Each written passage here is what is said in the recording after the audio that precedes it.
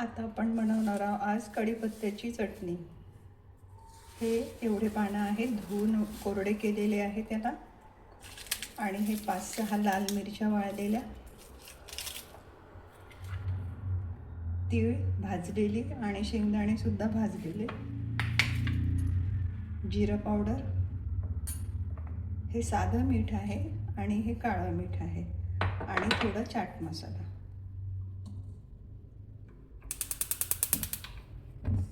आता आपण ते फ्राय करणार आहोत, म्हणजे कुरकुरीत करायचे असतात हे, म्हणून ते थोड्याशा तेलामध्ये ते भाजून घ्यायचे। या चम्मचने फक्त अर्धा चम्मच तेल टाकत आहे मी कढीपत्ता हे करायसाठी, फ्राय करायसाठी। तेल तापलेलं आहे, मी कढीपत्ता याच्यात टाकत आहे, तो तडतड होतो। आणि व्हिटॅमिन यू युक्त ए भरपूर असल्यामुळे आणि शेंगदाणे तीळ टाकलं, मिरची टाकली की जेवणात चव येते आणि चटणीसुद्धा खूप छान वाटते, म्हणून मी नेहमी करत राहावी आणि खात राहावी। तुम्ही नक्की करून बघा, खूप छान वाटते। त्याचा वास पण छान येत आहे कढीपत्त्याचा, आणि ही चटणी कुरकुरीत असते।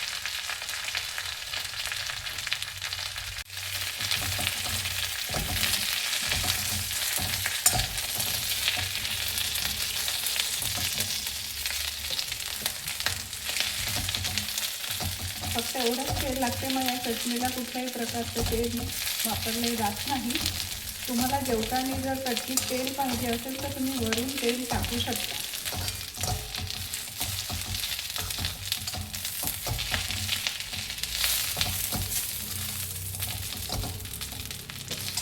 यासोबत मी थोडं कोथिंबीर सुद्धा टाकत आहे, ज्याला आम्ही सांबार म्हणतो, तो सुद्धा याच्यामध्ये कुरकुरीत होतो।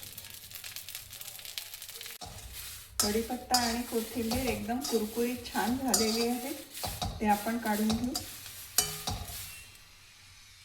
आता आपल्याला आपण या लाल मिरच्या घेतलेल्या होत्या, त्या लाल मिरच्या सुद्धा फ्राय करून घ्यायच्या।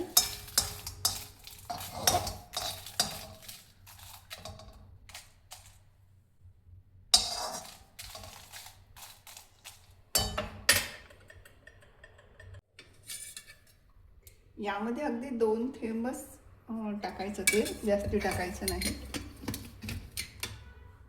आणि ते मिरच्या फ्राय करायच्या।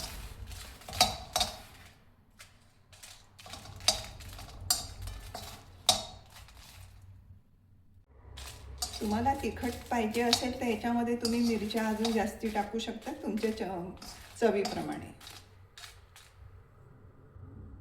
या मिरच्या पण झालेल्या आहेत।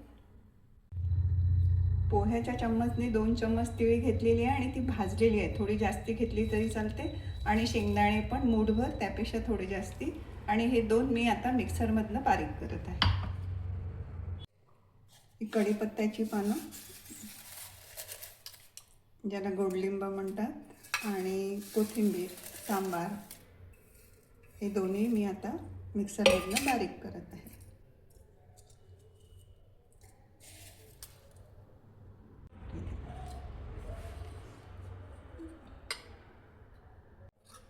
या चमच्याने 1 चम्मच जिरा पावडर टाकलं, या चमच्याने अर्धा चम्मच चाट मसाला टाकलेला आहे, साधं मीठ पण टाकलं आणि काळं मीठ सुद्धा टाकलेलं आहे, आणि हे साधं मीठ अर्धा चम्मच टाकलेलं आहे। अशी ही आपली कढीपत्त्याची ग्रीन चटणी तयार झालेली आहे। नेहमी खात राहावी आणि चविष्ट छान खातच राहावीशी वाटते अशी ही कढीपत्त्याची ग्रीन चटणी। नक्की करून बघा आणि खा।